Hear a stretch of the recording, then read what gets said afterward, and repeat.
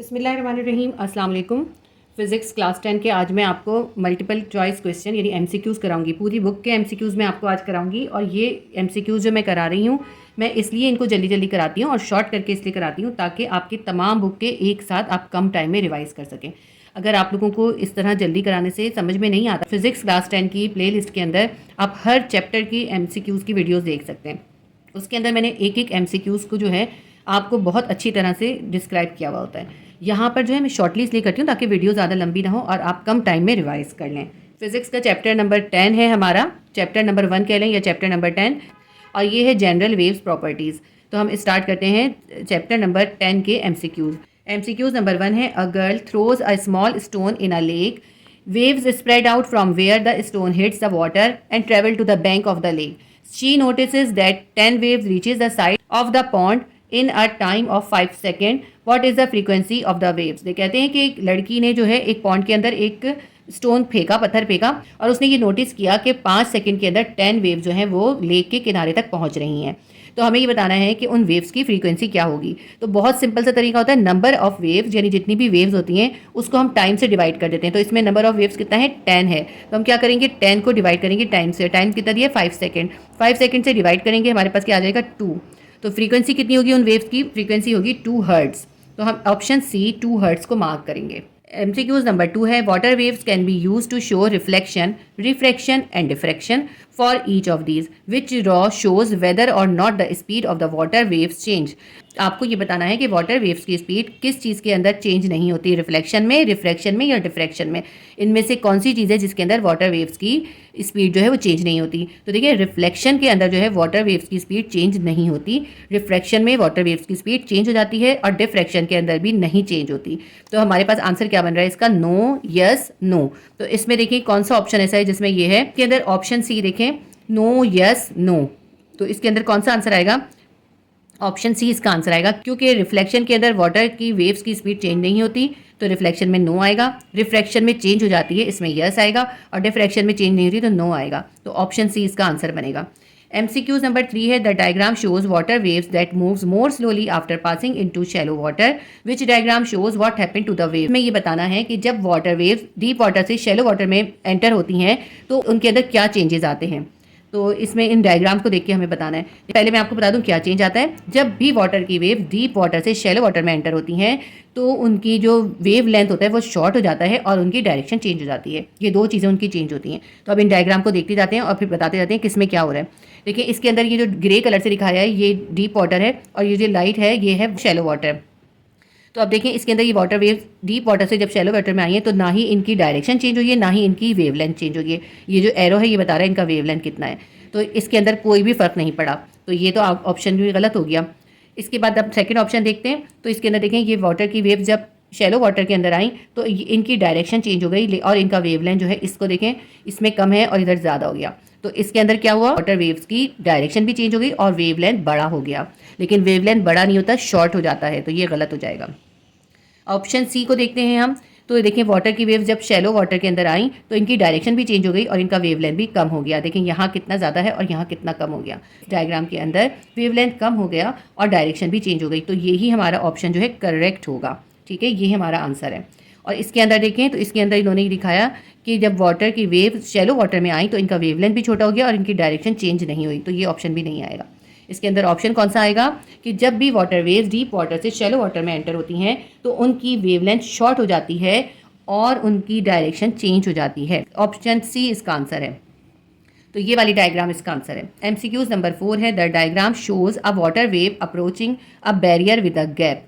तो ये हमें डायग्राम में दिखाते हैं कि ये वाटर की वेव्स हैं और ये आ रही थी सीधी, तो इनके रास्ते में एक बैरियर यानी कोई रुकावट रख दी। तो अब ये बताना है कि अब पॉइंट पी पे ये वेव जो है किस तरह से पहुंचेंगी। इनको जो इस साइड पर आना है ना, इस बैरियर की साइड पे, तो इनके अंदर क्या चेंज आएगा।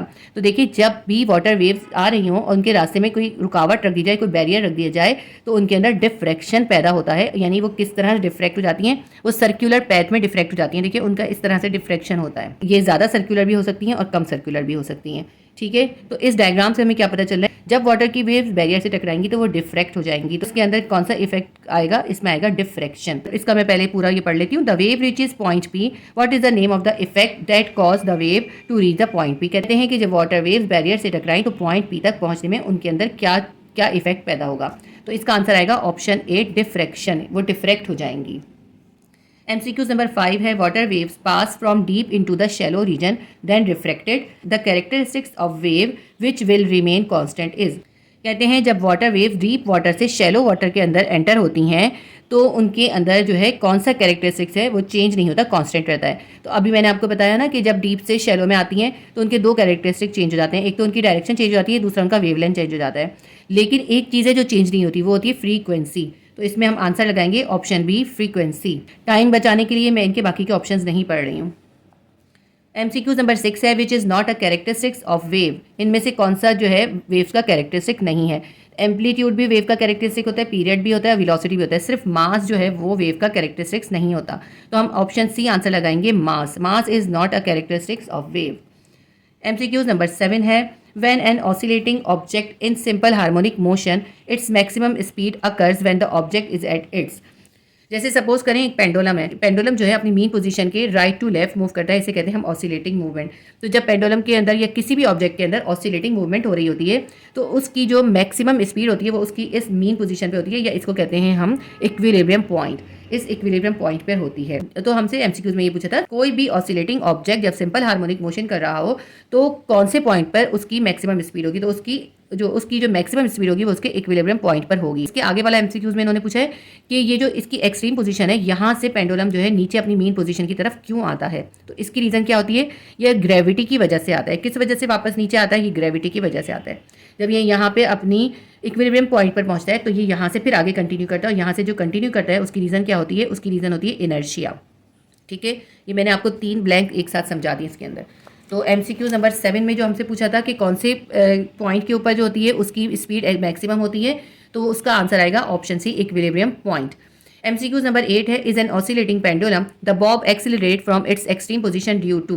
जो मैंने अभी आपको समझाया है वही इसमें पूछा है। ऑसिलेटिंग पेंडुलम के अंदर जो बॉब है वो एक्सट्रीम पोजीशन से एक्सिलरेट करता हुआ इक्विलिब्रियम पॉइंट की तरफ क्यों आता है या नीचे की तरफ क्यों आता है। तो इसका आंसर आएगा ऑप्शन डी, ग्रेविटेशनल फोर्स।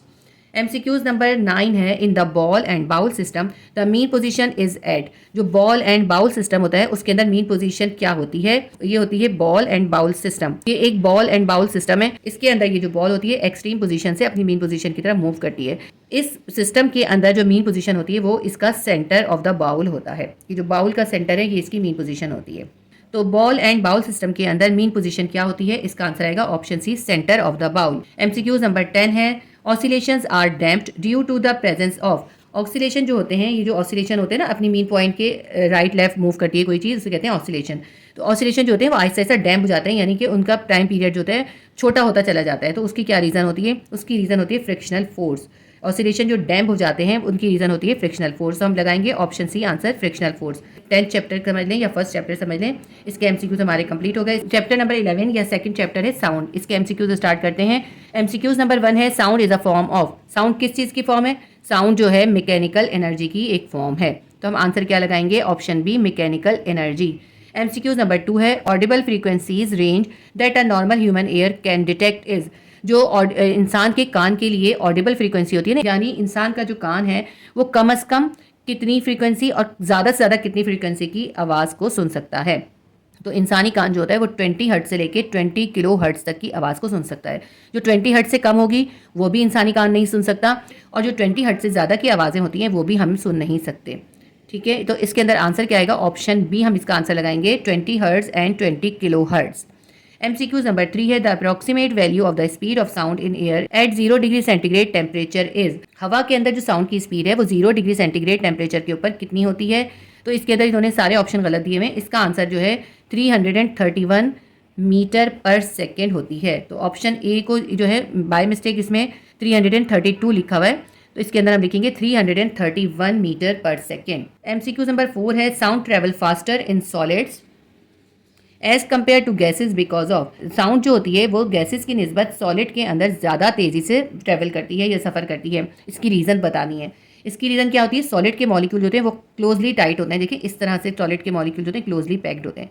इसकी वजह से जो होती है साउंड तेज़ी के साथ ट्रेवल करती है। तो हम आंसर क्या लिखेंगे, option C, solid molecules are packed tightly, क्योंकि सॉलिड के मॉलिक्यूल जो होते हैं वो बहुत करीब करीब टाइटली पैक्ड होते हैं, इसीलिए साउंड की स्पीड जो होती है वो सॉलिड के अंदर ज़्यादा होती है। MCQ नंबर 5 है, the two factors that affect the speed of sound in air are. हवा के अंदर साउंड की स्पीड के ऊपर जो दो फैक्टर इफेक्ट करते हैं वो बताने हैं। इसका आंसर है option D, temperature and humidity of the air. हवा के अंदर जो ह्यूमिडिटी और टेम्परेचर होता है वो साउंड की स्पीड पे असर करता है। MCQ नंबर 6 है, the separation between two consecutive compressions of the sound wave is called. Sound wave के अंदर दो कॉन्सिक्यूटिव कंप्रेशन के दरमियान जो फासला होता है उसे क्या कहते हैं। इसका आंसर आएगा option D, wavelength. MCQ number 7 है, the order of speed of the sound in different medium from faster to slowest is. हमें मुख्तलिफ मीडियम में साउंड की स्पीड बतानी है कि किस में सबसे ज़्यादा है और किस में उससे कम है। तो देखिए साउंड की स्पीड जो है सॉलिड में सबसे ज़्यादा होती है, फिर उसके बाद लिक्विड में होती है और फिर सबसे कम जो होती है गैस में होती है। तो हमें फास्टर टू स्लोएस्ट बताना है, तो हम क्या लिखेंगे इसके अंदर, तो हम इसके अंदर ऑप्शन सी लिखेंगे, solid, liquid, gas. MCQ number 8 है, ultrasound has several uses in medicine and industry, which one has use of ultrasound. तो अल्ट्रासाउंड जो होता है मेडिसिन में और इंडस्ट्री में यूज़ होता है, तो आपने इनमें से बताना है कि कौन सा अल्ट्रासाउंड का यूज़ है। तो इसके अंदर आंसर आएगा option B, prenatal scanning. Ultrasound को जो होता है बेबी को पैदाइश से पहले स्कैन करने के लिए यूज़ किया जाता है। MCQ नंबर 9 है, the causes of the echo is. एको किस वजह से पैदा होती है, एको जो है वो रिफ्लेक्शन की वजह से पैदा होती है। जब साउंड की वेव्स रिफ्लेक्ट होती हैं तो एको पैदा होता है। ऑप्शन सी इसका आंसर है, रिफ्लेक्शन। MCQ नंबर 10 है, which type of wave can not travel through a vacuum. कौन सी टाइप की वेव जो है वैक्यूम में ट्रेवल नहीं कर सकती। वैक्यूम के अंदर जो होती हैं वो मैकेनिकल वेव जो है वो ट्रेवल नहीं कर सकती। तो अब हमें इसमें से ऑप्शन में ये देखना है कौन सी वेव जो है वो मैकेनिकल वेव्स हैं। तो इसके अंदर एक ऑप्शन ए जो है साउंड वेव्स का, वो मैकेनिकल वेव्स हैं। बाकी जो इसमें तीनों दिए हैं, इंफ्रारेड, माइक्रोवेव और एक्सरेज, ये तीनों के तीनों जो है इलेक्ट्रोमैग्नेटिक वेव्स हैं। तो इसके अंदर हमारे पास आंसर आएगा sound wave. Sound wave can not travel through a vacuum. हमारे चैप्टर नंबर 11 के MCQs भी कंप्लीट हो गए। चैप्टर नंबर 12 इलेक्ट्रोमैग्नेटिक स्पेक्ट्रम के MCQs करेंगे। MCQs नंबर 1 है, the wave that have maximum penetrating power to treat tumours are. आपको इन्होंने 4 ऑप्शन दिए, कौन सी वेव है जिसकी पेनिट्रेटिंग पावर सबसे ज़्यादा होती है और उसे ट्यूमर को ट्रीट करने के लिए यूज़ किया जाता है, ट्यूमर के इलाज में यूज़ होती हैं। ऑप्शन सी, गामा रेज इसका आंसर है। तमाम इलेक्ट्रोमैग्नेटिक रेज के अंदर गामा रेज की फ्रीक्वेंसी सबसे ज़्यादा होती है, इसीलिए उनकी पेनिट्रेटिंग पावर भी ज़्यादा होती है। इसी वजह से इन गामा रेज को जो है ट्यूमर की ट्रीटमेंट के लिए यूज़ किया जाता है। तो ऑप्शन सी, गामा रेज इसका आंसर आएगा। MCQ नंबर 2 है, the electromagnetic rays use in radiotherapy to destroy cancer cells are. Electromagnetic rays जो कि रेडियोथेरेपी में कैंसर के सेल को डिस्ट्रॉय करने के लिए यूज़ होती हैं, वो कौन सी रेज यूज़ होती हैं। इसके अंदर जो है एक्स रेज यूज़ होती हैं। देखिए इसके अंदर हमें ट्यूमर की ट्रीटमेंट बताई थी, इसके अंदर कैंसर सेल की ट्रीटमेंट है। कैंसर सेल को डिस्ट्रॉय करने के लिए ऑप्शन सी आंसर आएगा, एक्स रेज यूज़ होती हैं। MCQ नंबर 3 है, the velocity of light in a diamond is. Diamond के अंदर लाइट की वेलोसिटी क्या होती है। इसका आंसर है ऑप्शन ए, 1.2 × 10⁸ मीटर पर सेकेंड। MCQ नंबर 4 है, the group containing only electromagnetic waves is. इन्होंने हमें मुख्तलिफ ऑप्शन दिए हैं जिसके अंदर इन्होंने मुख्तलिफ वेव्स के नाम लिखे, लेकिन आपको ये बताना है कौन सा ऑप्शन ऐसा है जिसमें सिर्फ इलेक्ट्रोमैग्नेटिक वेव्स हैं। देखिए ऑप्शन ए जो है लाइट वेव्स है, रेडियो वेव्स है और माइक्रोवेव्स है, ये तीनों की तीनों जो है इलेक्ट्रोमैग्नेटिक वेव्स हैं। ऑप्शन बी में है light waves, radio waves and sound waves. तो इसके अंदर साउंड वेव आ गई, साउंड वेव मैकेनिकल वेव होती हैं, तो ये ऑप्शन कैंसिल हो गया। ऑप्शन सी देखते हैं, light wave, sound waves, microwave. इसके अंदर भी साउंड वेव आ गई, ये ऑप्शन भी कैंसिल हो गया क्योंकि साउंड वेव मैकेनिकल वेव्स हैं। ऑप्शन डी के अंदर भी साउंड वेव्स आ गई, तो ये ऑप्शन भी कैंसिल हो गया। तो ऑप्शन ए इसका आंसर है, light waves, radio waves and microwaves. ये तीनों जो है इलेक्ट्रोमैग्नेटिक वेव्स हैं। MCQ नंबर 5 है, the list that shows electromagnetic waves in order of an increasing wavelength. इसमें हमें इलेक्ट्रोमैग्नेटिक वेव्स को उनके वेवलेंथ्स के हिसाब से अरेंज करना है, यानी जिसका वेवलेंथ सबसे कम होगा सबसे पहले हम उसको लिखेंगे, मतलब हमने उसको इंक्रीजिंग ऑर्डर में लिखना है। तो इसके अंदर देखें ऑप्शन डी है, गामा रेज, एक्स रेज और माइक्रोवेव्स। गामा रेज जो होती हैं उनका वेवलेंथ सबसे छोटा होता है, क्योंकि हमें इंक्रीजिंग में बताना है ना, तो सबसे छोटा लिखेंगे, फिर उससे बड़ा लिखेंगे, फिर उससे बड़ा लिखेंगे।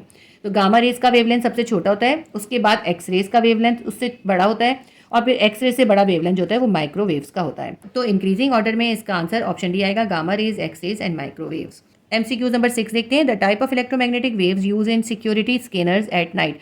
जो सिक्योरिटी स्कैनर्स होते हैं उनके अंदर एक इलेक्ट्रोमैग्नेटिक वेव्स यूज़ होती है, तो आपसे उन्होंने पूछा वो कौन सी वेव है, तो वो है इंफ्रारेड। ऑप्शन ए आंसर आएगा, इंफ्रारेड। सिक्योरिटी स्कैनर के अंदर इंफ्रारेड वेव्स यूज़ होती हैं क्योंकि ये जो है अंधेरे के अंदर भी जो है वो डिटेक्ट कर लेती हैं। MCQ नंबर 7 है, a narrow beam of white light passes from air into the glass and is refracted, the wave characteristics remain unchanged in its. तो कहते हैं कि अगर वाइट लाइट है वो एयर से ग्लास में एंटर हुई है और वो रिफ्रैक्ट हो गई है तो उसका कौन सा कैरेक्टर है वो अनचेंज रहेगा। तो मैंने अभी पीछे भी आपको बताया था कि जब लाइट रिफ्रैक्ट होती है तो उसकी फ्रीक्वेंसी जो होती है वो अनचेंज रहती है, यानी वो चेंज नहीं होती। तो इसका आंसर क्या आएगा? Option B, frequency. जब भी लाइट रिफ्रैक्ट होती है तो उसकी डायरेक्शन भी चेंज हो जाती है, उसकी स्पीड भी चेंज हो जाती है, उसकी वेवलेंथ भी चेंज हो जाती है, सिर्फ उसकी फ्रीक्वेंसी जो होती है वो अनचेंज रहती है। तो इसका आंसर क्या आएगा? Option B, frequency. MCQ number 8 है, the type of wave that are use in the television remote controllers. Television के रिमोट कंट्रोलर्स में कौन सी टाइप की वेव यूज होती है? तो टेलीविजन के रिमोट कंट्रोल के अंदर भी इंफ्रारेड वेव्स यूज होती है, तो ऑप्शन बी हम आंसर लगाएंगे, इंफ्रारेड वेव्स। MCQ नंबर 9 है, the colour that is least deviated by a prism. जब प्रिज्म के अंदर डिस्पर्जन ऑफ लाइट होता है तो कौन सा कलर जो है सबसे कम डेविएट होता है? तो इसका आंसर है ऑप्शन सी, रेड रे। रेड रे जो होती है वो सबसे कम डेविएट होती है। MCQ नंबर 10 है, the optical phenomena in which the splitting of white light into 7 distinct colours occurs is called. White light का अपने 7 डिस्टिंक्ट कलर में स्प्लिट हो जाने को क्या कहते हैं? इसका आंसर है ऑप्शन सी, डिस्पर्जन। जब लाइट अपने बेसिक 7 कलर्स के अंदर स्प्लिट हो जाती है उसे कहते हैं डिस्पर्जन ऑफ लाइट। तो इसका आंसर आएगा option C, dispersion. Chapter number 12 के MCQs भी कंप्लीट हो गए। चैप्टर नंबर 13 ज्योमेट्रिकल ऑप्टिक्स के हम MCQs करते हैं। MCQs नंबर 1 है, in a concave mirror the image size depends upon. Concave mirror में इमेज का साइज डिपेंड करता है, किस चीज़ पे डिपेंड करता है? साइज ऑफ ऑब्जेक्ट पे, पोजीशन ऑफ ऑब्जेक्ट पे, area covered by the object या the shape of the object. देखें, ऑब्जेक्ट के साइज पे डिपेंड नहीं करता बल्कि पोजीशन पे डिपेंड करता है, यानी कॉन्केव मिरर हो या कॉन्वेक्स मिरर हो, उसके सामने जो ऑब्जेक्ट है वो कितने डिस्टेंस पे रखी हुए उस पर इमेज का साइज डिपेंड करता है। ठीक है, तो इसका आंसर आएगा option B, position of the object. MCQ number 2 है, in the normal human eye the image is formed. Normal human eye में इमेज बनता है, कहाँ पे बनता है? नॉर्मल ह्यूमन आई में इमेज जो है वो रेटिना पे बनता है, तो इसका आंसर हम लगाएंगे option C, retina. MCQ number 3 है, when a light ray enters from a denser medium to a rare medium it bends. जब लाइट डेंसर मीडियम से रेयर मीडियम में एंटर होती है तो वो बैंड हो जाती है। तो अब इन्होंने हमसे कहा है किस तरफ बैंड हो जाती है। इसमें इन्होंने हमें ऑप्शन दी है, परपेंडिकुलर टू नॉर्मल, यानी नॉर्मल के परपेंडिकुलर रहती है, पैरेलल टू नॉर्मल, नॉर्मल के पैरेलल हो जाती है, ऑप्शन सी है टूवर्ड्स नॉर्मल, नॉर्मल की तरफ हो जाती है, ऑप्शन डी है अवे फ्रॉम नॉर्मल, नॉर्मल से दूर हट जाती है। लेकिन जब भी लाइट डेंसर मीडियम से रेयर मीडियम में एंटर होती है तो वो नॉर्मल से दूर हटती है, तो इसका आंसर आएगा option D, away from normal. MCQ number 4 है, in a compound microscope as compare to an objective the eyepiece lens focal length. देखिए, कंपाउंड माइक्रोस्कोप के अंदर कहते हैं ऑब्जेक्टिव लेंस की जो फोकल लेंथ है उसके कंपैरिजन में आई पीस लेंस की फोकल लेंथ कैसी होती है। आपने कंपाउंड माइक्रोस्कोप की कंस्ट्रक्शन पढ़ी है ना, उसके अंदर जो ऑब्जेक्टिव लेंस होता है उसकी फोकल लेंथ छोटी होती है, कम होती है, और आई पीस की फोकल लेंथ होती है वो ज़्यादा बड़ी होती है, लार्ज होती है। इन्होंने हमसे यही पूछा था कि आई पीस लेंस की फोकल लेंथ जो है ऑब्जेक्टिव लेंस के मुकाबले में कैसी होगी। तो आई पीस लेंस की फोकल लेंथ जो है ऑब्जेक्टिव लेंस के मुकाबले में बड़ी होती है, लार्ज होती है, तो ऑप्शन डी, लार्ज, हम इसका आंसर लगाएंगे। MCQ नंबर 5 है, when the angle of refraction is 90 degree and the refractive index for water is 1.33 the critical angle is. हमें क्रिटिकल एंगल फाइंड करना है। इसमें हमें एंगल ऑफ रिफ्रैक्शन 90 गिवन है और रिफ्रैक्टिव इंडेक्स गिवन है वाटर की, और हमें क्रिटिकल एंगल यानी इंसिडेंट एंगल इसके अंदर हमें फाइंड करना है। तो क्योंकि इसके अंदर क्रिटिकल एंगल की बात हो रही है इसलिए इसका मतलब है इसके अंदर टोटल इंटरनल रिफ्लेक्शन हो रहा है, और टोटल इंटरनल रिफ्लेक्शन के अंदर जो लाइट की रे होती है वो हमेशा डेंसर मीडियम से रेयर मीडियम में जा रही होती है। ये पूरा का पूरा एक जो है न्यूमेरिकल है, ये मैं आपको सॉल्व करके दिखाती हूँ किस तरह से सॉल्व होगा। इसके अंदर हमें एंगल ऑफ रिफ्रैक्शन गिवन है, एंगल ऑफ रिफ्रैक्शन यानी एंगल आर कितना है वो है 90 डिग्री। उसके अलावा हमें इसके अंदर refractive index of water given है जो है 1.33, और हमें इसमें क्रिटिकल एंगल यानी इंसिडेंट एंगल फाइंड करना है।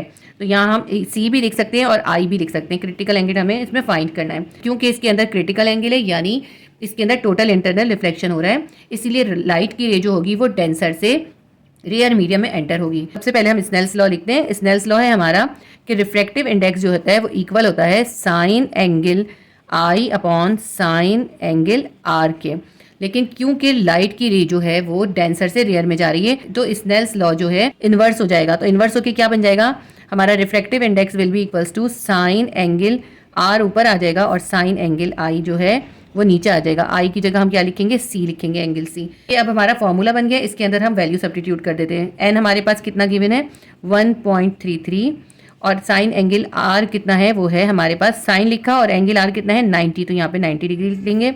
और यहाँ पे हमें साइन एंगल सी या क्रिटिकल एंगल फाइंड करना है। हमें ये फाइंड करना है, इसको इधर ले जाएं और 1.33 को इधर ले आएँ। तो sine angle C will be equals to sine 90 upon 1.33। Sine angle C will be equals to sine 90 की वैल्यू होती है 1, और 1 को हम 1.33 से जब हम डिवाइड करेंगे तो हमारे पास आंसर आ जाएगा 0.752।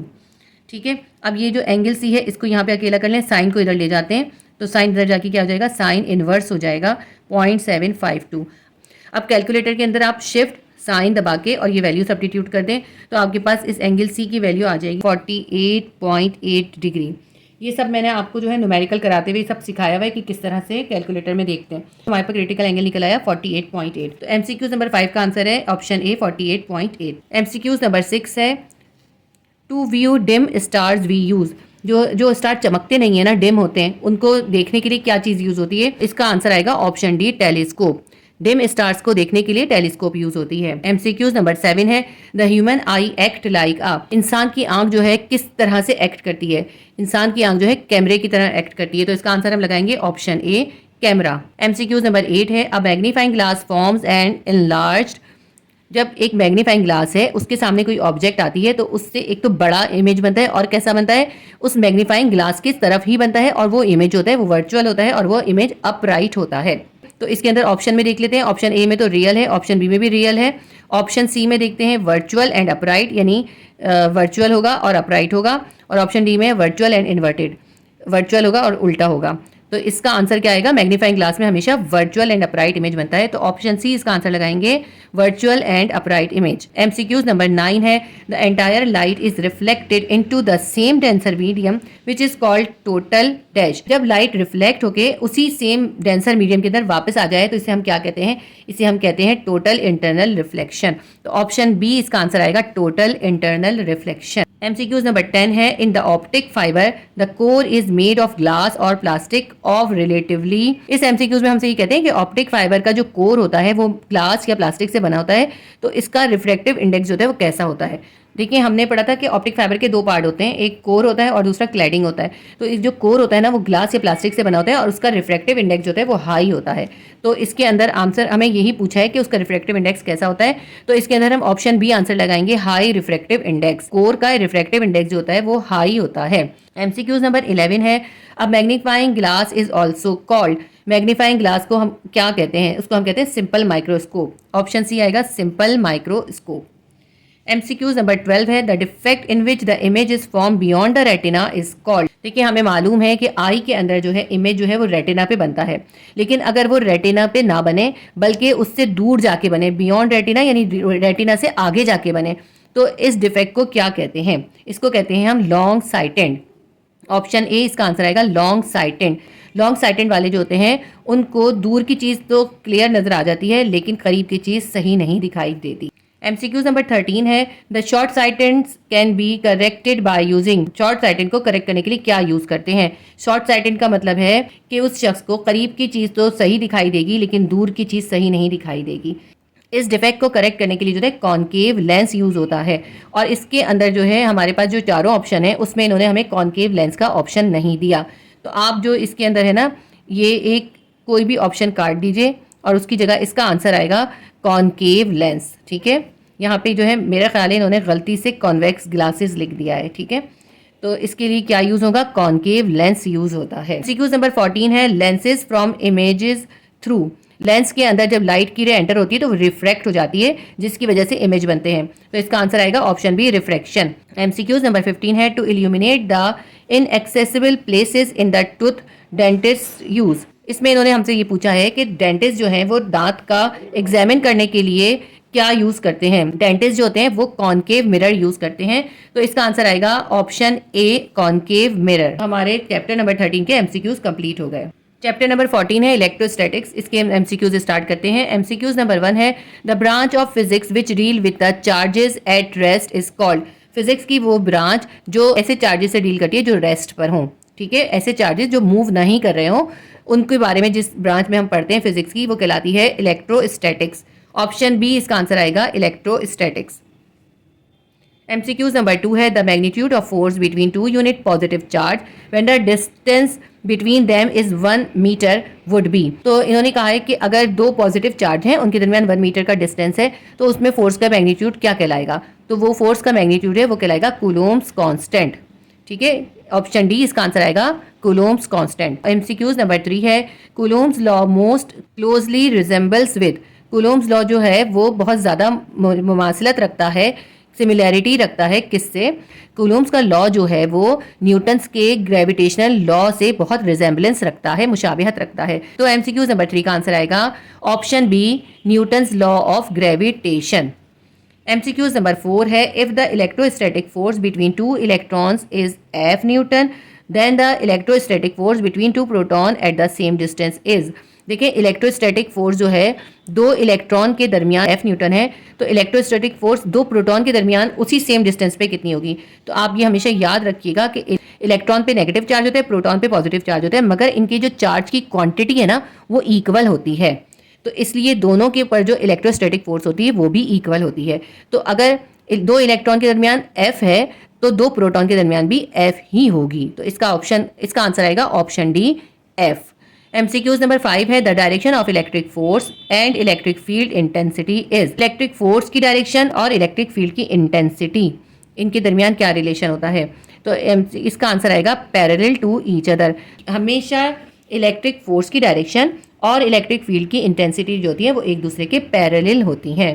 इसके अंदर हमें जो चार ऑप्शन दिए थे, एक तो पैरेलल का दिया था कि दोनों एक दूसरे के पैरेलल होती हैं, दूसरा दिया था दोनों एक दूसरे के परपेंडिकुलर होती हैं, तीसरा दिया था दोनों एक दूसरे के ऑपोजिट होती हैं, और चौथा दिया था इन्होंने किसी भी डायरेक्शन में होती हैं।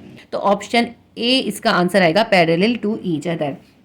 MCQs नंबर 6 है the work done on a unit charge against electric field intensity is called. किसी यूनिट चार्ज के ऊपर इलेक्ट्रिक फील्ड इंटेंसिटी के अगेंस्ट जो वर्क डन किया जाता है वो क्या कहलाता है। इसका आंसर आएगा ऑप्शन सी इलेक्ट्रिक पोटेंशियल, वो कहलाता है इलेक्ट्रिक पोटेंशियल।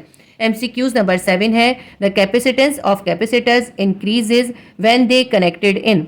कैपेसिटर्स की कैपेसिटेंस जो होती है वो बढ़ जाती है जब उन्हें हम किस तरह कनेक्ट करें। इसका आंसर आएगा पैरेलल। ऑप्शन ए पैरेलल इसका आंसर आएगा। कैपेसिटर्स को अगर हम पैरेलल कनेक्ट करें तो उसकी कैपेसिटेंस जो होती है वो बढ़ जाती है। MCQs नंबर 8 है two capacitors of 8 microfarad are connected in series then the equivalent capacitance is. तो ये भी पूरा न्यूमेरिकल है, ये भी आपको मैं न्यूमेरिकल सॉल्व करके दिखाऊंगी। तो कैपेसिटर की कैपेसिटेंस जो होगी 1/c will be equals to 1/c1 plus 1/c2। जो दो कैपेसिटर कनेक्ट है ना उन दोनों की कैपेसिटेंस को हम प्लस कर देंगे, लेकिन हम इनको रेसिप्रोकल रख के करेंगे क्योंकि कैपेसिटर जो है उन्होंने कहा है सीरीज़ में कनेक्टेड है। तो हमें 1/c मालूम हो जाएगी। हमें दो कैपेसिटर गिवन है और दो कैपेसिटर कनेक्ट हैं और दोनों कैपेसिटर कितने हैं 8 माइक्रोफैरेड के। तो हम यहाँ भी 1/8 लिख लेते हैं और यहाँ भी 1/8 लिख लेते हैं क्योंकि दोनों की उन्होंने हमें जो कैपेसिटेंस बताई है 8 ही बताई है। तो अब हम इसको सॉल्व कर लेते हैं। तो इसका LCM निकाल लेते हैं हम। तो 1 + 1 हो जाएगा 2/8, 2 1 = 2, 2 4 = 8, तो हमारे पास आ जाएगा 1/4। टोटल कैपेसिटेंस है वो कितनी आ जाएगी 1/4 माइक्रोफैरेड। तो हम ऑप्शन देख लेते हैं। इसके अंदर हमें ऑप्शन क्या गिवन है। तो हमारे पास ऑप्शन ए हमारे पास गिवन है 1/4 माइक्रोफैरेड, ऑप्शन बी है 2 माइक्रोफैरेड, ऑप्शन सी है 3 माइक्रोफैरेड और ऑप्शन डी है 6 माइक्रोफैरेड। तो इसके अंदर हम ऑप्शन ए 1/4 माइक्रोफैरेड आंसर लगाएंगे। MCQs नंबर 9 है the presence of a dielectric between the plates of capacitors the capacitance of the capacitors. अगर कैपेसिटर्स की प्लेट्स के दरमियान कोई डाई इलेक्ट्रिक रख दिया जाए तो उससे कैपेसिटर की कैपेसिटेंस में क्या होता है। तो इसका आंसर आएगा ऑप्शन ए इंक्रीजेज। जब कैपेसिटर्स की प्लेट के बीच में डाइइलेक्ट्रिक रखते हैं तो उससे उसकी कैपेसिटेंस जो होती है वो इंक्रीज हो जाती है, ज़्यादा हो जाती है।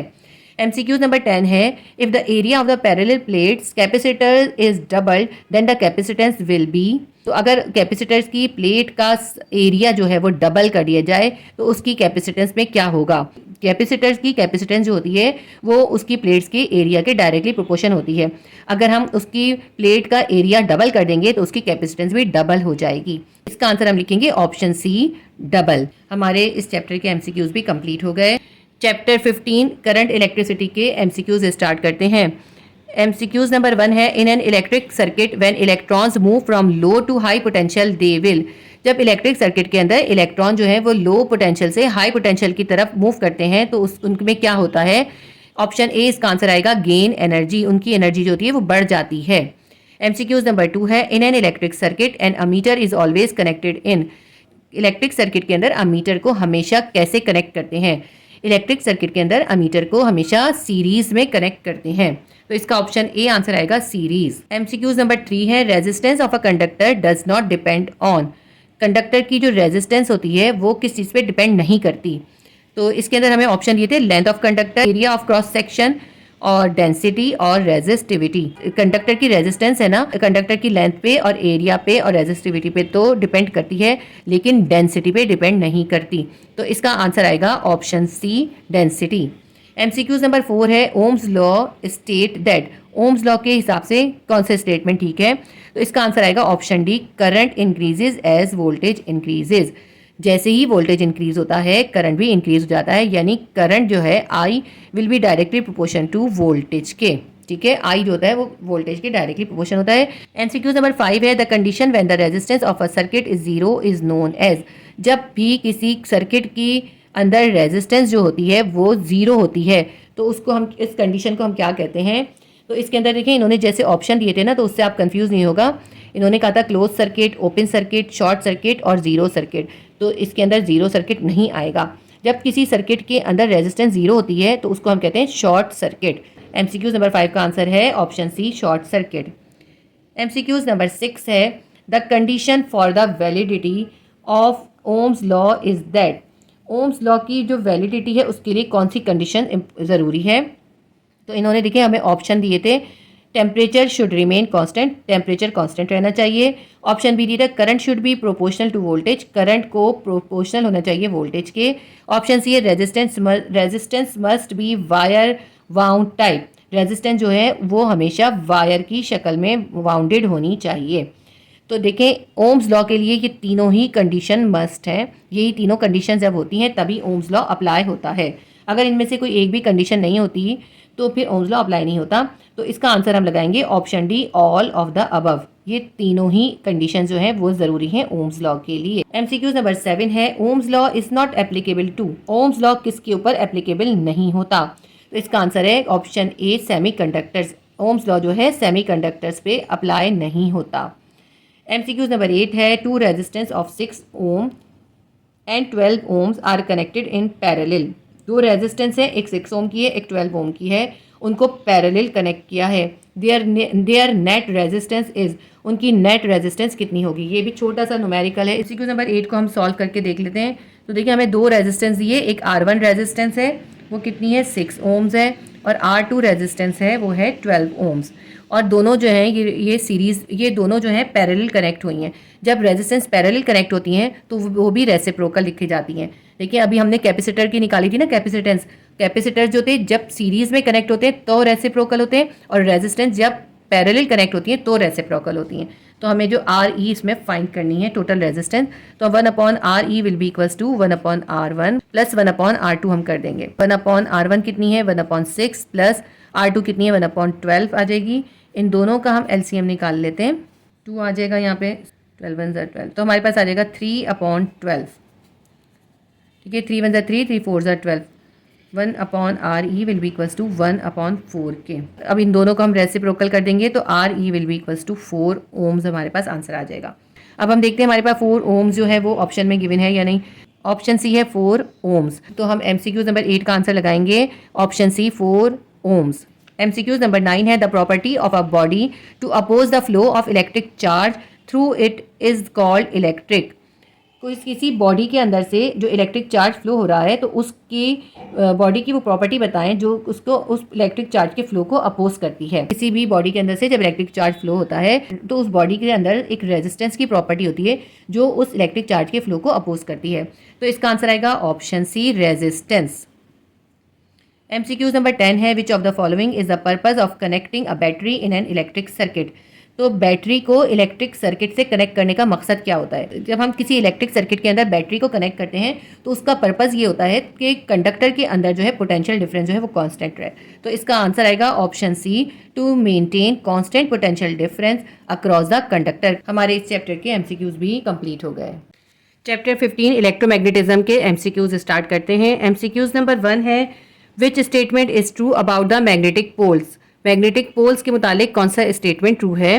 इसमें इन्होंने ऑप्शन दिए थे, ऑप्शन ए में था अनलाइक पोल्स रिपेल, जो ऑपोजिट पोल होते हैं वो रिपेल करते हैं। लाइक पोल्स अट्रैक्ट करते हैं। ऑप्शन सी था magnetic poles don't affect each other, magnetic poles का एक दूसरे के ऊपर कोई इफेक्ट नहीं होता। और ऑप्शन डी है a single magnetic pole does not exist, single magnetic pole जो होता है वो नहीं पाया जाता। इसमें से जो ट्रू स्टेटमेंट है वो है a single magnetic pole does not exist, magnet के अंदर हमेशा दो पोल होते हैं, एक या सिंगल मैग्नेटिक पोल नहीं होता। तो ऑप्शन डी हम आंसर लगाएंगे, a single magnetic pole does not exist.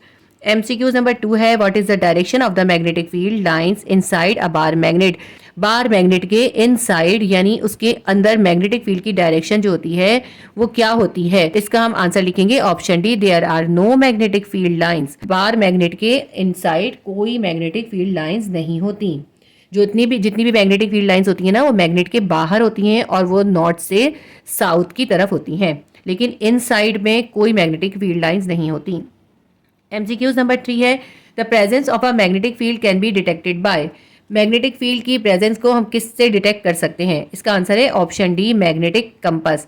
Magnetic compass जो होते हैं ना वो छोटी से छोटी कम से कम भी मैग्नेटिक फील्ड को डिटेक्ट कर लेते हैं। ऑप्शन डी मैग्नेटिक कंपास इसका आंसर है। MCQ नंबर 4 है if the current in a wire which is placed perpendicular to a magnetic field increases the force on the wire, एक करंट कैरिंग वायर को magnetic field के अंदर perpendicularly placed किया गया है। परपेंडिकुलरली प्लेस करने का मतलब है मैग्नेटिक फील्ड लाइंस के उसको परपेंडिकुलर यानी 90 के एंगल पे प्लेस करा गया है। तो अगर उसके अंदर जो है करंट को इंक्रीज कर दें तो वायर के अंदर जो फोर्स है उस पर क्या असर पड़ेगा, उसमें क्या होगा। उसका आंसर आएगा ऑप्शन ए इंक्रीजेज।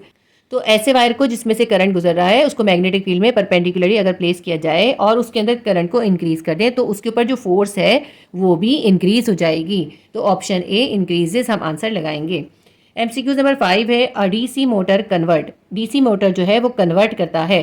DC मोटर जो होता है ना वो इलेक्ट्रिकल एनर्जी को मैकेनिकल एनर्जी में कन्वर्ट करता है। इसका आंसर आएगा option C electrical energy into mechanical energy. MCQ number 6 है which part of a DC motor reverse the direction of current through the coil every half cycle, DC motor का वो कौन सा पार्ट है जो हर हाफ साइकिल के बाद current की डायरेक्शन को रिवर्स कर देता है। DC मोटर का वो पार्ट जो कि करंट की डायरेक्शन को रिवर्स करता है हर हाफ साइकिल के बाद वो होता है कम्यूटेटर। कम्यूटेटर के अंदर जो होते हैं स्प्लिट रिंग लगे हुए होते हैं और ब्रशेस भी लगे हुए होते हैं। DC मोटर के अंदर हर हाफ साइकिल के बाद करंट की डायरेक्शन को रिवर्स करने के लिए कम्यूटेटर यूज होता है। ऑप्शन बी द कम्यूटेटर इसका आंसर आएगा। MCQ नंबर 7 है the direction of induce EMF in a circuit is in accordance with the conservation of dash, किसी सर्किट के अंदर इंड्यूस EMF की डायरेक्शन जो होती है वो कौन से लॉ के अकॉर्डेंस होती है, तो वो कंजर्वेशन ऑफ एनर्जी के अकॉर्डिंग होती है। इसका आंसर आएगा ऑप्शन डी एनर्जी। किसी सर्किट के अंदर EMF जो इंड्यूस होती है वो law of conservation of energy के अकॉर्डिंग होती है, क्योंकि उस सर्किट के अंदर जब मैकेनिकल एनर्जी प्रोवाइड की जाती है वो मैकेनिकल एनर्जी जो होती है वो इंड्यूस करंट या EMF में कन्वर्ट होती है। तो इसका आंसर ऑप्शन डी एनर्जी आएगा।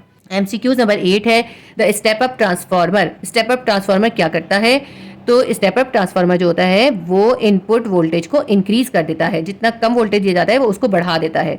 तो इसका आंसर आएगा option B increases the input voltage. MCQ number 9 है the turn ratio of a transformer is 10, it means, अगर एक ट्रांसफार्मर है उसके अंदर टर्न रेशियो जो है वो 10 है तो हमें इसमें से बताना है कौन सी इक्वेशन सही होगी। तो देखिए इसको करना बहुत आसान है।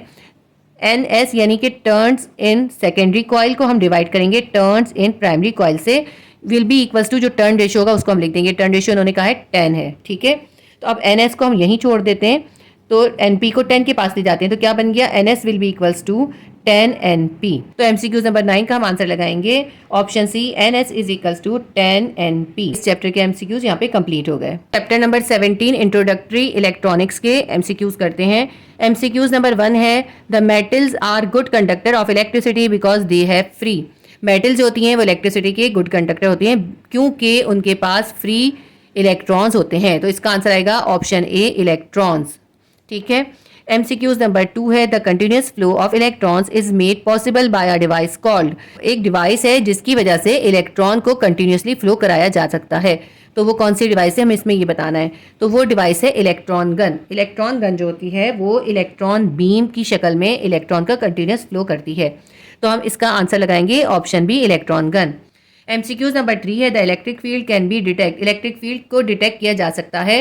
इसका आंसर आएगा ऑप्शन डी, इलेक्ट्रॉन। इलेक्ट्रॉन से इलेक्ट्रिक फील्ड को डिटेक्ट कर सकते हैं। MCQs नंबर 4 है, if the direction of magnetic field is reverse the direction of force is. अगर मैग्नेटिक फील्ड की डायरेक्शन को रिवर्स कर दिया जाए तो फोर्स की डायरेक्शन होगी, क्या होगी फोर्स की डायरेक्शन? अगर मैग्नेटिक फील्ड की डायरेक्शन को रिवर्स कर देते हैं तो फोर्स की डायरेक्शन भी रिवर्स हो जाती है। तो इसका आंसर आएगा ऑप्शन ए, रिवर्स्ड। MCQs नंबर 5 है, the process of emission of electrons from the hot metal surface is called. किसी हॉट मेटल की सरफेस से जो इलेक्ट्रॉन का इमिशन होता है इस प्रोसेस को क्या कहते हैं? इसका आंसर है थर्मियोनिक इमिशन। MCQs नंबर 5 का आंसर आएगा option B, thermionic emission. MCQs number 6 है, if input of a NOT gate is 1 then is output is. अगर नॉट गेट का इनपुट 1 हो तो उसका आउटपुट क्या होगा? तो उसका आउटपुट जो वो 0 होगा। तो इसका आंसर हम लगाएंगे ऑप्शन बी, 0। MCQs नंबर 7 है, the Boolean expression of an AND gate is. AND gate की बोलियन एक्सप्रेशन कौन सी होती है? इसका आंसर आएगा ऑप्शन ए डॉट बी। जब एंड गेट होता है तो उसमें हम ए को बी से मल्टीप्लाई करते हैं, ए डॉट बी लिखते हैं। MCQs नंबर 8 है, इलेक्ट्रॉनिक्स कंप्राइजेज द। इलेक्ट्रॉनिक्स किस किस चीज़ पे मुश्तमिल होता है? ऑप्शन ए था इसका फिजिक्स, ऑप्शन बी है इंजीनियरिंग, ऑप्शन सी है टेक्नोलॉजी और ऑप्शन डी है ऑल ऑफ दीज। तो इलेक्ट्रॉनिक्स जो है वो फिजिक्स, इंजीनियरिंग और टेक्नोलॉजी इन तमाम चीज़ों को कंप्राइज करता है। तो इसका आंसर हम लगाएंगे option D, all of these. MCQs number 9 है, the Boolean expression of an OR gate is. OR gate की बोलियन एक्सप्रेशन क्या होती है? और गेट की बोलियन एक्सप्रेशन होती है ए प्लस बी। इसका आंसर हम लगाएंगे ऑप्शन बी, ए प्लस बी। MCQs नंबर 10 है, the cathode ray carry. Cathode ray क्या कैरी कर रही होती है? इसका आंसर आएगा option C, negative charge. Cathode ray जो होती है वो नेगेटिव चार्ज या इलेक्ट्रॉन कैरी करती है। तो इसके अंदर क्योंकि इलेक्ट्रॉन का ऑप्शन नहीं है तो इलेक्ट्रॉन पे नेगेटिव चार्ज होता है, इसलिए हम ऑप्शन सी, नेगेटिव चार्ज लगाएंगे। इसके ऑप्शन में अगर वो इलेक्ट्रॉन देंगे तो फिर हम इलेक्ट्रॉन को मार्क करेंगे, लेकिन इन्होंने क्योंकि नेगेटिव चार्ज दिया है तो नेगेटिव चार्ज इलेक्ट्रॉन ही होते हैं। इसके साथ ही हमारे इस चैप्टर के MCQs भी कंप्लीट हो गए। चैप्टर नंबर 18 है, इंफॉर्मेशन एंड कम्युनिकेशन टेक्नोलॉजी। इसकी MCQs स्टार्ट करते हैं। MCQs नंबर 1 है, another name for a super computer is a. Super computer का दूसरा नाम क्या है? इसका आंसर आएगा ऑप्शन ए, high performance computer. High performance computer जो होता है उसको ही सुपर कंप्यूटर कहते हैं। MCQs नंबर 2 है, input processing output and storage are collectively referred to as. देखिए, इनपुट, प्रोसेसिंग, आउटपुट और स्टोरेज, इन सबको कलेक्टिवली हम क्या कहते हैं? इन सबको हम कलेक्टिवली कहते हैं इंफॉर्मेशन टेक्नोलॉजी। ठीक है, इसका आंसर आएगा option D, information technology. MCQs number 3 है, dash is the output from a computer that ranks from processing input data. इनमें से इन चारों ऑप्शन में से कौन सी चीज़ जो है वो आउटपुट है कंप्यूटर का और वो इनपुट डेटा की प्रोसेसिंग की वजह से हासिल होता है। तो इसके अंदर ऑप्शन दिए हैं, ऑप्शन ए है डेटा, ऑप्शन बी है इन्फॉर्मेशन, ऑप्शन सी है कंप्यूटर, ऑप्शन डी है माउस। देखिए, डेटा इनपुट होता है, कंप्यूटर जो है एक डिवाइस है और माउस भी एक इनपुट डिवाइस है। सिर्फ इन्फॉर्मेशन इसका आंसर है। जब हम किसी कंप्यूटर में डेटा एंटर करते हैं तो उसमें प्रोसेसिंग होती है और प्रोसेसिंग के नतीजे में जो आउटकम आता है या आउटपुट आता है वो होता है इन्फॉर्मेशन। तो इसका आंसर आएगा ऑप्शन बी, इन्फॉर्मेशन। तो इन्फॉर्मेशन वो आउटपुट होता है जो किसी कंप्यूटर के अंदर इनपुट डेटा की प्रोसेसिंग के बाद जो है हासिल होता है। MCQs नंबर 4 है, which one of the following is not considered as a system software. इसमें हमें 4 ऑप्शन दिए और बताना है इनमें से कौन सा जो है सिस्टम सॉफ्टवेयर नहीं है। ऑप्शन ए है असेंबलर। असेंबलर जो है ये भी सिस्टम सॉफ्टवेयर है और ये असेंबल करता है लैंग्वेज को और ट्रांसलेट करता है उसे मशीन कोड में, तो ये भी एक सिस्टम सॉफ्टवेयर है। ऑप्शन बी है इंटरप्रेटर। इंटरप्रेटर भी सिस्टम सॉफ्टवेयर है और ये एग्जीक्यूट करता है किसी प्रोग्राम को कंप्यूटर में। ऑप्शन सी है कंपाइलर। कंपाइलर भी सिस्टम सॉफ्टवेयर है और ये जो है हाई लेवल लैंग्वेज को मशीन कोड में कन्वर्ट करता है। ऑप्शन डी है टैली। टैली सिस्टम सॉफ्टवेयर नहीं है बल्कि टैली जो है अकाउंटिंग सॉफ्टवेयर पैकेज है और ये यूज़ किया जाता है डे टू डे बिजनेस को रिकॉर्ड करने के लिए। तो ऑप्शन डी इसका आंसर आएगा टैली। बाकी जो तीनों हैं ये सिस्टम सॉफ्टवेयर हैं। इन्होंने हमसे पूछा था कौन सा सिस्टम सॉफ्टवेयर नहीं है। सिर्फ टैली जो है वो सिस्टम सॉफ्टवेयर नहीं है बल्कि ये अकाउंटिंग सॉफ्टवेयर पैकेज है। तो हम आंसर लगाएंगे option D, Tally. MCQs number 5 है, which of the following is suitable for connecting different computers in an organised manner within an office building. किसी एक ऑफिस बिल्डिंग के अंदर जो जितने बहुत सारे डिफरेंट कंप्यूटर्स होते हैं उनको ऑर्गेनाइज मैनर में जब एक साथ कनेक्ट किया जाता है उसे क्या कहते हैं। इसका आंसर आएगा ऑप्शन डी LAN, LAN। ठीक है।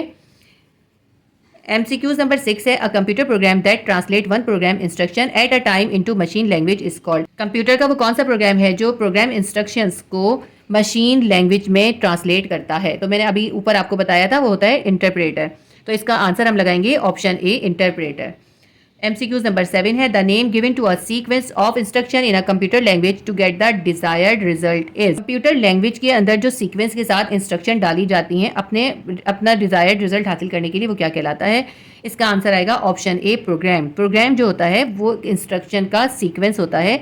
कोई भी डिजायर्ड रिजल्ट हासिल करने के लिए जो इंस्ट्रक्शन को एक सीक्वेंस में डाला जाता है वो कहलाता है प्रोग्राम। तो ऑप्शन ए आएगा, प्रोग्राम। MCQ नंबर 8 है, USB स्टैंड्स फॉर। USB किस चीज़ का शॉर्ट फॉर्म है? तो इसका आंसर आएगा option C, universal series bus. USB जो है यूनिवर्सल सीरीज बस का शॉर्ट फॉर्म है। MCQ नंबर 9 है, which is the extension not suitable to an MS word file. इनमें से कौन सी एक्सटेंशन जो है वो MS वर्ड फाइल के लिए सूटेबल नहीं है? ऑप्शन बी, .docx इसका आंसर आएगा। MCQ नंबर 10 है, ICT स्टैंड्स फॉर। ICT किस चीज़ का एब्रीवेशन है, ये शॉर्ट फॉर्म है? इसका आंसर आएगा option A, information and communication technology. ठीक है, इसका आंसर हम लगाएंगे ऑप्शन ए। तो हमारे इस चैप्टर के MCQs कंप्लीट हो गए। चैप्टर नंबर 19 है, एटॉमिक स्ट्रक्चर। MCQs नंबर 1 है, 1H2 एंड 1H3 आर। ये 1H2 और 1H3 क्या हैं? 1H2 और 1H3 जो हैं वो हाइड्रोजन के आइसोटोप्स हैं। 1H2 होता है ड्यूट्रियम और 1H3 होता है ट्राइट्रियम। तो हम लिखेंगे इसका answer option A, isotope. MCQs number 2 है, the neutral atoms of all of the isotopes of the same elements have. किसी एक एलिमेंट के आइसोटोप्स के जो न्यूट्रल एटम होते हैं उनके अंदर क्या चीज़ सेम होती है? देखिए, अगर कोई एलिमेंट है और उसके मुख्तलिफ आइसोटोप्स हैं तो उसके मुख्तलिफ आइसोटोप्स के अंदर नंबर ऑफ न्यूट्रॉन तो डिफरेंट होता है, लेकिन नंबर ऑफ प्रोटॉन जो होता है वो एग्जैक्ट होता है। तो यही हम इसका आंसर लगाएंगे option C, an exact number of protons. MCQ number 3 है, consider the species chlorine 1735 and chlorine 1737 these species have. ये इन्होंने हमें क्लोरीन के आइसोटोप्स दिए। क्लोरीन के दोनों आइसोटोप्स हैं, एक 35 है, एक 37 है। इन्होंने हमसे कहा है आप इसके अंदर क्या चीज़ जो है एग्जैक्ट होगी, तो इसके अंदर जो है एग्जैक्ट नंबर ऑफ प्रोटॉन होंगे। इसका आंसर हम लगाएंगे option B, the exact number of proton, क्योंकि ये दोनों जो हैं आइसोटोप्स हैं क्लोरीन के। किसी भी एलिमेंट के आइसोटोप्स के अंदर नंबर ऑफ न्यूट्रॉन हमेशा डिफरेंट होता है, लेकिन नंबर ऑफ प्रोटॉन सेम होता है। तो MCQ नंबर 3 का आंसर भी आएगा option B, the exact number of protons. MCQ number 4 है, atomic mass of an element is equal to. किसी एलिमेंट के एटॉमिक मास किसके बराबर होता है? तो एटॉमिक मास जो होता है मास ऑफ प्रोटॉन और न्यूट्रॉन के बराबर होता है। तो हम लगाएंगे option A, mass of proton and neutron, क्योंकि न्यूक्लियस के अंदर प्रोटॉन और न्यूट्रॉन होते हैं और न्यूक्लियस के तो प्रोटॉन और न्यूट्रॉन को जब कंबाइन करते हैं तो वो बन जाता है उसका एटॉमिक मास। MCQ नंबर 5 है, the maximum mass of an atom is concentrated in. किसी भी एटम का जो मैक्सिमम मास होता है वो किस जगह पे कॉन्सेंट्रेट होता है? तो वो उसके न्यूक्लियस में कॉन्सेंट्रेट होता है। तो हम क्योंकि उसके न्यूक्लियस के अंदर प्रोटॉन और न्यूट्रॉन होते हैं, तो हम इसका आंसर लगाएंगे ऑप्शन ए, न्यूक्लियस। ठीक है। MCQ नंबर 6 है, कंसिडर आइसोटोप।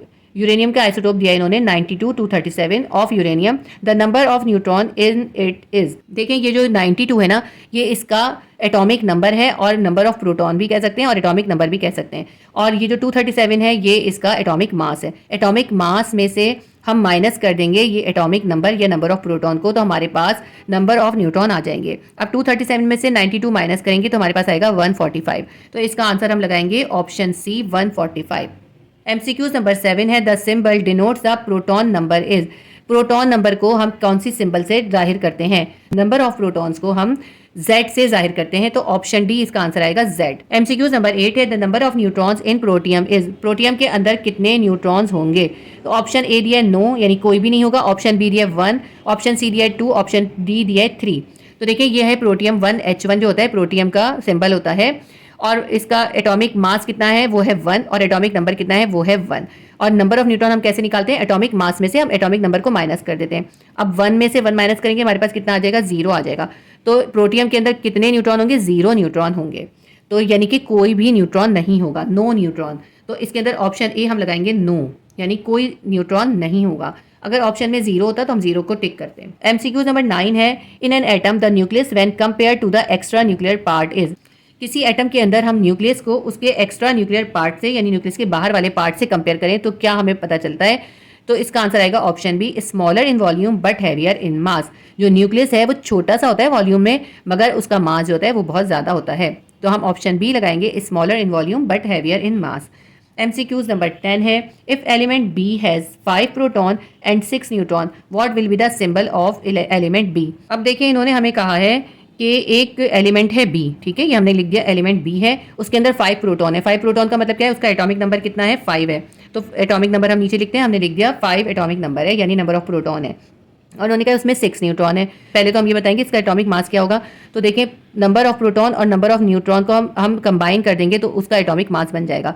5 प्रोटॉन है और 6 न्यूट्रॉन है तो कितना हो जाएगा, 11। तो इसका एटॉमिक मास कितना है, वो है 11। तो हमारे पास जो फॉर्मूला बन गया वो बन गया B511। अब इसके अंदर इन्होंने कोई भी ऑप्शन में हमें इस तरह फार्मूला नहीं दिया, सारे ऑप्शन गलत हैं। तो सबसे ज़्यादा सिमिलर जो है ना, देखें ये लग रहा है 11, ये B511, इसमें इन्होंने 5 ऊपर लिखा है, 11 नीचे लिखा है। बाज़ औक़ात जो है इस तरह भी लिखा जाता है कि एटॉमिक नंबर को ऊपर लिख देते हैं और एटॉमिक मास को नीचे लिख देते हैं, ये भी एक मेथड होता है। तो ये वाला तरीका भी ठीक होगा और ये भी ठीक होगा, लेकिन इन तमाम ऑप्शन में सबसे बेहतर जो मैच हो रहा है वो ऑप्शन डी ही मैच हो रहा है। तो हम MCQs नंबर 10 का आंसर लिखेंगे ऑप्शन डी। इसके साथ ही हमारे इस चैप्टर के MCQs कंप्लीट हो गए। लास्ट हमारा चैप्टर है चैप्टर नंबर 20 न्यूक्लियर स्ट्रक्चर। मैंने आपको हर चैप्टर के अलग अलग MCQs करवाए हुए हैं। अगर आप लोग ज़्यादा डिटेल से समझना चाहते हैं तो आप फिजिक्स क्लास 10 की प्लेलिस्ट के अंदर हर चैप्टर के MCQs को उसमें विजिट कर सकते हैं। MCQs नंबर 1 है the alpha radiation is. Alpha radiation क्या है? तो option number a stream of fast moving electron. क्या ये फास्ट मूविंग इलेक्ट्रॉन है? नहीं, अल्फा रेडिएशन जो होती है वो इलेक्ट्रॉन नहीं होते, इनके ऊपर पॉजिटिव चार्ज होता है। ऑप्शन बी है a form of electromagnetic radiation. क्या ये इलेक्ट्रोमैग्नेटिक रेडिएशन? नहीं, इलेक्ट्रोमैग्नेटिक रेडिएशन जो होती हैं वो होती हैं गामा रेडिएशन। ऑप्शन सी है highly ionising than gamma radiation. इनकी आयनाइजेशन पावर जो होती है वो गामा रेडिएशन से ज़्यादा होती है, तो यही इसका आंसर है। और ऑप्शन डी है मोर पेनिट्रेटिंग देन बीटा रेडिएशन। ये बीटा रेडिएशन से ज़्यादा पेनिट्रेटिंग होते हैं, ये भी गलत है, बीटा रेडिएशन ज़्यादा पेनिट्रेटिंग होती हैं। 3 ऑप्शन इसमें गलत हैं। ऑप्शन सी इसका आंसर आएगा highly ionising than gamma radiation. MCQs number 2 है a radioactive nuclide emit a beta particle. एक रेडियो एक्टिव न्यूक्लाइड है, वो बीटा पार्टिकल इमिट कर रहा है। द एटॉमिक नंबर या proton number of the nucleus. तो आपको बताना है कि उसका एटॉमिक नंबर या प्रोटॉन नंबर क्या होगा। तो जब भी किसी रेडियो एक्टिव एलिमेंट में से बीटा पार्टिकल इमिट होते हैं तो उसका जो एटॉमिक नंबर होता है ना, उसमें 1 इंक्रीज हो जाता है। तो हम क्या लिखेंगे, उसका एटॉमिक नंबर जो है वो उसमें 1 इंक्रीज हो जाएगा। तो ऑप्शन बी आएगा इंक्रीज बाय 1। ठीक है, ये याद रखिएगा कि बीटा पार्टिकल का जब इमिशन होता है तो एटॉमिक नंबर में 1 इंक्रीज हो जाता है, यानी कि जो भी एटॉमिक नंबर होता है उसमें हम 1 ऐड कर देते हैं। MCQs नंबर 3 है a radio active element emit a particle from the nucleus of one of its atom. Radio active element है, उसके एक एटम के न्यूक्लियस से एक पार्टिकल इमिट हो रहा है। The particle comprises 2 proton and 2 neutron. Particle में 2 प्रोटॉन और 2 न्यूट्रॉन है। The name of this process is called. तो आपको बताना है कि कौन सा इमिशन है, अल्फा इमिशन है, बीटा इमिशन है या गामा इमिशन है। तो आपको मैं बता दूं, जब भी बीटा इमिशन होता है तो एटॉमिक नंबर में 1 इंक्रीज हो जाता है, और जब अल्फा पार्टिकल इमिट होता है तो उसके अंदर जो है 2 प्रोटॉन और 2 न्यूट्रॉन भी उसके साथ साथ रिलीज होते हैं। तो इसके अंदर आंसर क्या आएगा, ऑप्शन ए अल्फा इमिशन। यानी इस रिएक्शन के अंदर जो है 2 प्रोटॉन और 2 न्यूट्रॉन इमिट हो रहे हैं, तो इसका मतलब है इसके अंदर से अल्फा रेज का इमिशन हो रहा है। तो हम आंसर लिखेंगे option A alpha emission. MCQs number 4 है a radioactive decay can be represented as shown Pa91-233 gives uranium 92-233 plus dash. तो आपको ये बताना है कि एक रेडियो एक्टिव डिके हो रहा है, उसके अंदर जो है ये Pa91-233 से क्या बन रहा है, यूरेनियम बन रहा है 92-233। और आपको ये बताना है इस रिएक्शन में यूरेनियम 92-233 के साथ साथ और भी क्या इमिट होगा। तो आप सबसे पहले आप इसका रिएक्शन को गौर से देखें। इसके अंदर कितने हैं, 91 है, इसके अंदर है 92। यानी इस रिएक्शन के अंदर आप ये देखें एटॉमिक नंबर जो है 91 से 92 हो गया है, यानी 1 इंक्रीज हो गया एटॉमिक नंबर में। और आपको अभी हमने पढ़ाया है कि बीटा पार्टिकल जब किसी चीज़ में से इमिट होता है या बीटा इमिशन होता है ना, तो तब एटॉमिक नंबर जो है वो 1 इंक्रीज हो जाता है। अब देखें यहाँ एटॉमिक नंबर 91 था या 92 हो गया, तो इसका मतलब है ये यूरेनियम 92-233 के साथ क्या चीज़ और इमिट हो रही है, वो हो रहा है बीटा पार्टिकल इमिट हो रहा है। क्या ब्लैंक में क्या आएगा, बीटा पार्टिकल। तो हम इसका आंसर लगाएंगे option D beta particle. MCQs number 5 है the type of radiation that travel in a straight line across an electric field is an. Radiation की वो कौन सी टाइप है जो इलेक्ट्रिक फील्ड के अंदर डिफ्लेक्ट नहीं होती बल्कि स्ट्रेट लाइन में चली जाती है, सीधी जाती है। तो वो क्या है, option D gamma rays. Gamma rays होती है ना, वो इलेक्ट्रिक या मैग्नेटिक फील्ड के अंदर डिफ्लेक्ट नहीं होती क्योंकि उनके ऊपर कोई चार्ज नहीं होता, इसीलिए वो ना ही नेगेटिव की तरफ जाती है ना पॉजिटिव की तरफ जाती हैं, बल्कि स्ट्रेट लाइन में सीधी जाती हैं। तो इसका आंसर आएगा option D gamma rays. MCQ number 6 है, a powder contain 100 milligram of radioactive material that emit alpha particle. एक 100 मिलीग्राम पाउडर है हमारे पास और उसके अंदर से अल्फा पार्टिकल इमिट हो रहा है। The half life of the isotope is 5 days. और इसके अंदर जो आइसोटोप है उसकी हाफ लाइफ क्या है, वो है 5 डेज। तो the mass of isotope that remains after 10 days will be, ये जो आइसोटोप है इसकी हाफ लाइफ 5 डेज है, यानी हम कितना भी अमाउंट रखें 5 डेज के अंदर वो हाफ हो जाएगा। तो आपने ये बताना है कि 10 डेज के बाद वो कितनी अमाउंट बचेगी। इसकी कैलकुलेशन ज़्यादा मुश्किल नहीं है। कितना मिलीग्राम है हमारे पास, 100 मिलीग्राम है। 5 दिन के बाद कितना रह जाएगा, तो हम कैसे देखेंगे, हम उसको 2 से डिवाइड करके देखते हैं, हाफ कर देते हैं ना, तो 2 से डिवाइड करते हैं तो कितना आ जाएगा, 100 को 2 से डिवाइड करें 50 मिलीग्राम। तो 5 दिन के बाद कितना बचेगा, 50 मिलीग्राम बचेगा। उन्होंने कहा 10 डेज के बाद कितना बचेगा, तो इस 50 का मजीद हाफ हो जाएगा। तो हम इस 50 को फिर 2 से डिवाइड कर देते हैं तो हमारे पास कितना आ जाएगा, 25 मिलीग्राम। तो 5 दिन के बाद तो 50 मिलीग्राम बचेगा और 10 डेज के बाद तो 25 मिलीग्राम बचेगा। तो हम इसका आंसर लगाएंगे ऑप्शन बी, 25 मिलीग्राम। ठीक है। MCQ नंबर 7 है, the main source of energy in the star is.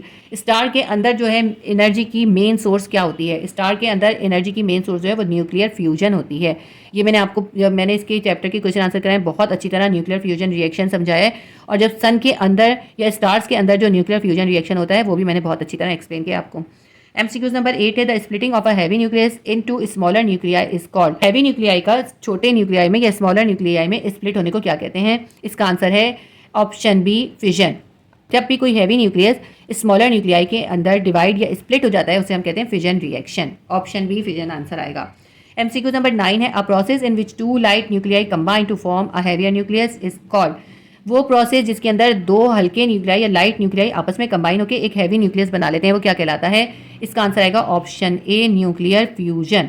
वो कहलाता है न्यूक्लियर फ्यूजन। ये वीडियो जो है काफ़ी लंबी हो गई है क्योंकि मैं आपको इसमें साथ साथ समझा भी रही हूँ, और अगर मैं नहीं समझाती हूँ तो फिर आप लोग को प्रॉब्लम होती है, फिर आप लोग कहते हैं कि आपने MCQ समझाए नहीं। इसलिए मैंने केमिस्ट्री में तो ज़्यादा नहीं समझाए थे, लेकिन मैंने फिज़िक्स के अंदर जो है आपको तमाम MCQs एक्सप्लेन करे हैं ताकि आप एक ही वीडियो में तमाम के तमाम MCQs कर भी सकें, समझ भी सकें और उसको याद भी कर सकें।